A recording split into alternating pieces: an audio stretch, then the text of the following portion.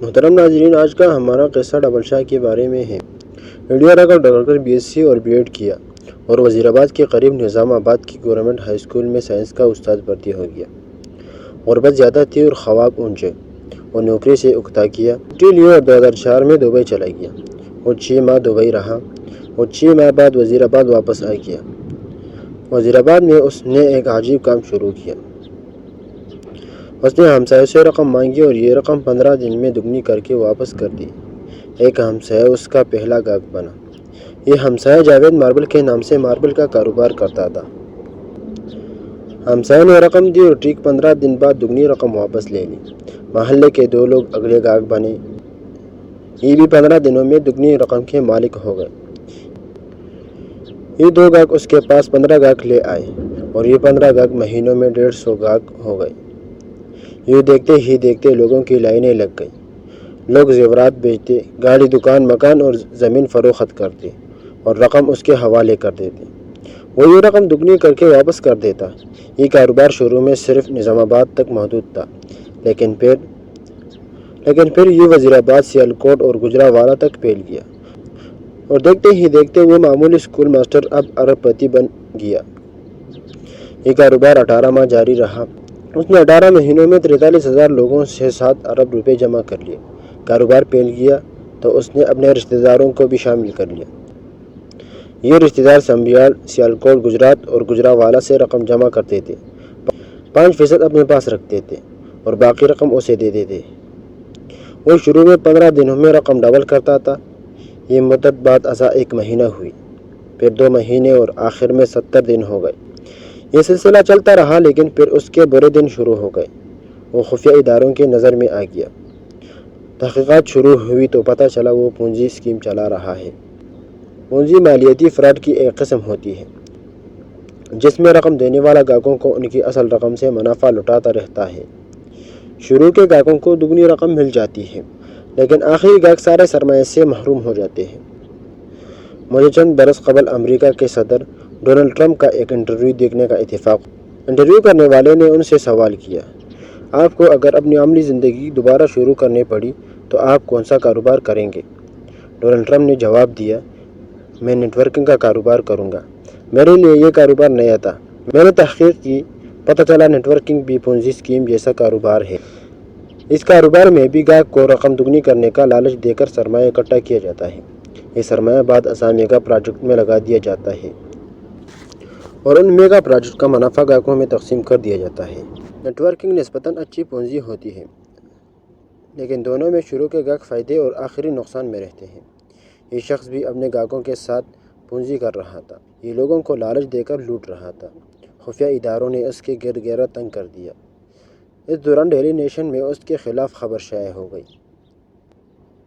Gujranwala division میں ہلچل پیدا ہوا اور یہ اپریل 2007 میں گرفتار ہو گیا۔ جی ہاں، آپ کا اندازہ درست ہے، یہ شخص صفت الحسن عرف ڈبل شاہ تھا۔ وہ ڈبل شاہ جس کا شمار پاکستانی تاریخ کے سب سے بڑے فراڈیوں میں ہوتا تھا۔ اس نے صرف 1.5 سال میں 3 اضلاع سے 7 ارب روپے جمع کر کے دنیا کو حیران کر دیا۔ اب آپ اس شخص کی چالاکی ملاحظہ کیجیے۔ یہ 2007 میں نیب کے شکنجے میں آ گیا۔ نیب نے اس کی جائیداد، زمینیں، اکاؤنٹس پکڑ لیے۔ یہ رقم 3 ارب بنی اور اس نے یہ 3 ارب روپے چپ چاپ نیب کے حوالے کر دی۔ ڈبل شاہ کا کیس چلا۔ اسے 1 جولائی 2012 کو 14 سال قید کی سزا ہوئی۔ جیل کا دن 12 گھنٹے کا ہوتا ہے، چنانچہ ڈبل شاہ کے 14 سال حوالاً 7 سال تھے۔ عدالتیں پولیس حراست، حوالات اور مقدمے کے دوران گرفتاری کو بھی سزا سمجھتی ہیں۔ ڈبل شاہ 13 اپریل 2007 کو گرفتار ہوا تھا۔ وہ عدالت کے فیصلے تک 5 سال قید کاٹ چکا تھا۔ یہ 5 سال بھی اس کی مجموعی سزا سے نفی ہو گئی، پیچھے رہ گئے 2 سال۔ ڈبل شاہ نے محسوس کیا 4 ارب روپے کے عوض 2 سال قید مہنگا سودا نہیں، چنانچہ اس نے پلی بارگین کے بجائے سزا قبول کر لی۔ جیل میں اچھے چال چلن، عید، شب برات اور خون دینے کی وجہ سے بھی قیدیوں کو سزا میں چھوٹ مل جاتی ہے۔ ڈبل شاہ کو یہ چھوٹ بھی مل گئی، چنانچہ وہ عدالتی فیصلے کے 23 ماہ بعد جیل سے رہا ہو گیا۔ ڈبل شاہ 15 مئی 2014 کو کوٹ لکھپت جیل سے رہا ہوا تھا۔ ساتھیوں نے گیٹ پر اس کا استقبال کیا۔ یہ اسے جلوس کی شکل میں وزیر آباد لے آئے۔ وزیر آباد میں ڈبل شاہ کی آمد پر آتش بازی کا مظاہرہ ہوا۔ انسانی تاریخ کے سب سے بڑے فراڈیوں کو ہار پہنائے گئے، اس پر پولیو کی بتیاں برسائی گئی اور اسے مسجدوں کے لاؤڈ سپیکروں کے ذریعے مبارکباد پیش کی گئی۔ وہ ہر لحاظ سے کامیاب ثابت ہوا۔